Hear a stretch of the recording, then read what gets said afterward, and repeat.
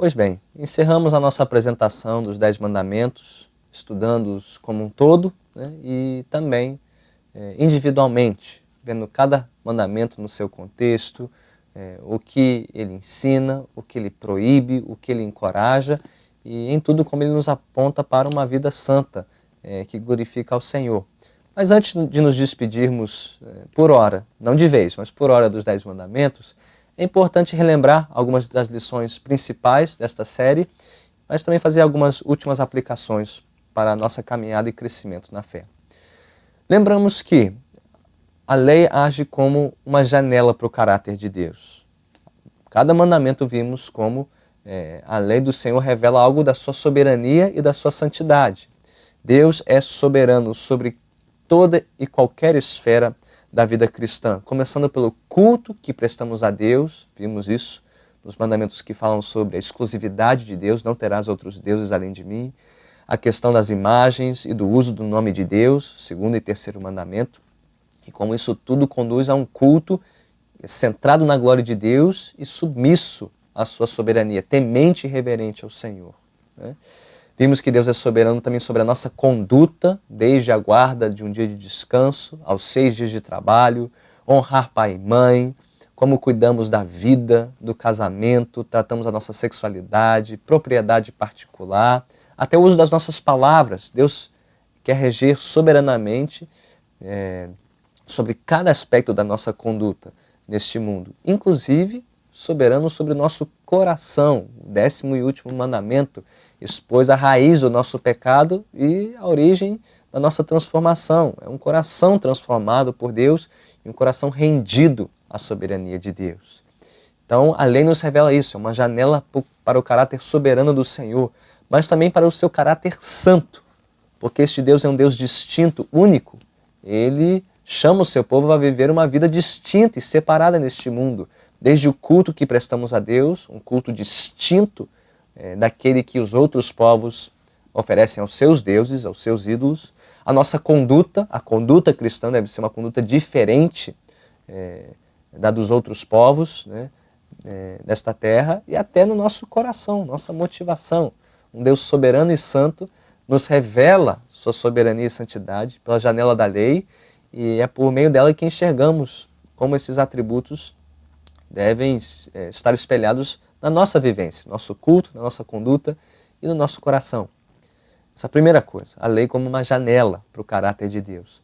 Mas vimos também que a lei é um espelho para o nosso próprio coração, nos mostra quanto a nossa vida fica aquém dos justos parâmetros de Deus. É importante que revisitemos o texto de Êxodo 20, uma última vez, para ver como o povo reagiu a promulgação dessas leis. Note só os versículos 18 e 19 de Êxodo 20. Eles dizem: vendo-se o povo diante dos trovões e dos relâmpagos, e do som da trombeta e do monte fumegando, todos tremeram assustados. Ficaram à distância e disseram a Moisés: fala tu mesmo conosco e ouviremos, mas que Deus não fale conosco, para que não morramos.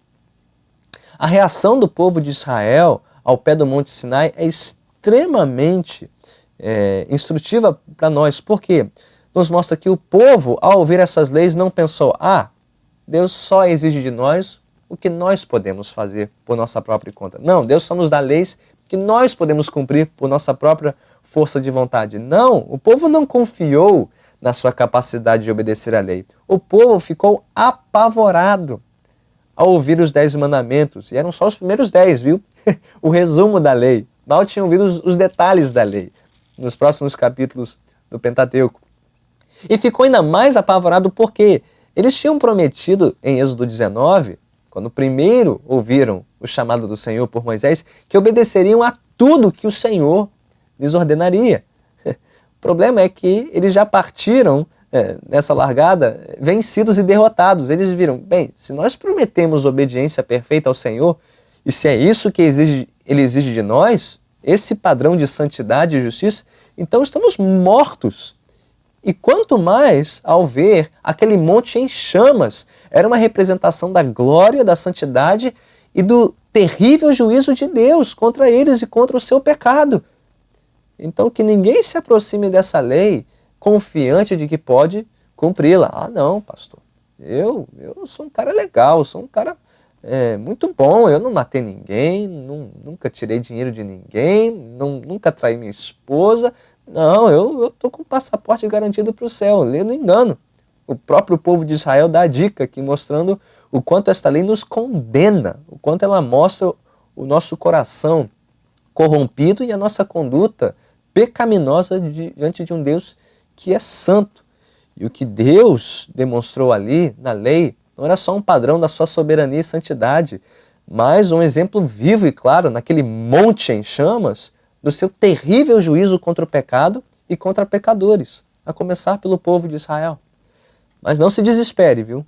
Porque aprendemos que a lei é uma janela para o caráter santo e soberano do Senhor e um espelho para o nosso coração e a nossa vida pecaminosa. Mas terceiro, a lei é uma porta de entrada. Pode ser uma porta de entrada para um relacionamento com o Senhor. Note os versículos 20 e 21 de Êxodo 20. Eles dizem: Moisés disse ao povo, não tenham medo. Deus veio prová-los, para que o temor de Deus esteja em vocês e os livre de pecar. Mas o povo permaneceu à distância, ao passo que Moisés aproximou-se da nuvem escura em que Deus se encontrava.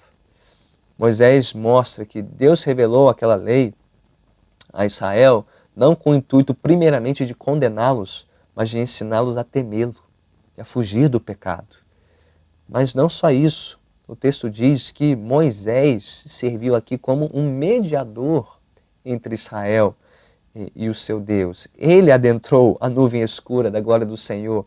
Ele fez isso para representar o povo em intercessão e oração pela casa de Israel.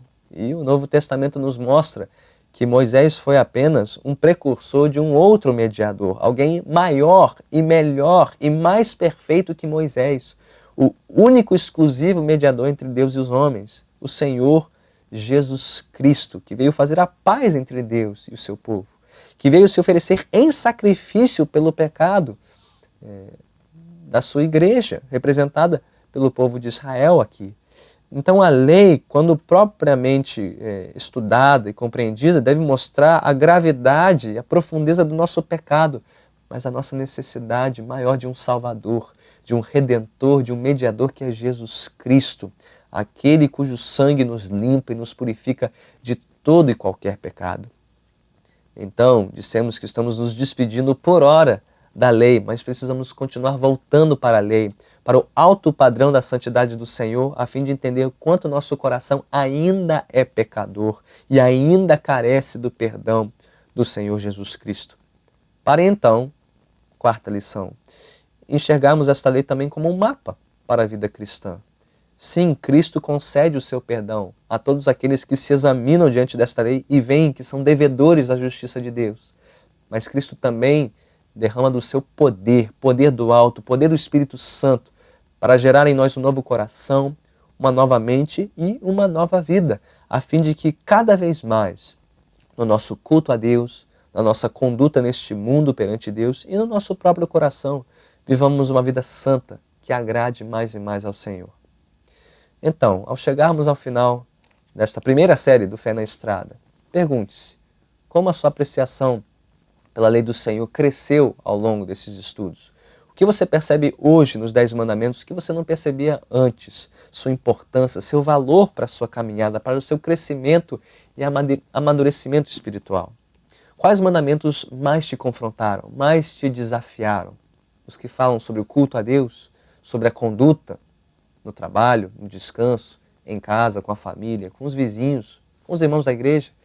Ou o mandamento que trata explicitamente, diretamente do seu coração, onde você precisa mais do perdão de Jesus Cristo e onde você carece mais do poder do Redentor para viver uma vida santa que honra e glorifica ao Senhor.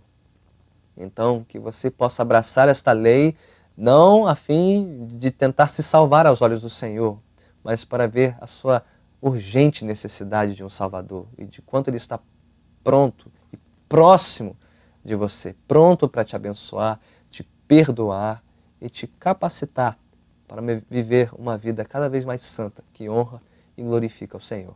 Então vá em frente, com fé na estrada, com fé em Jesus Cristo.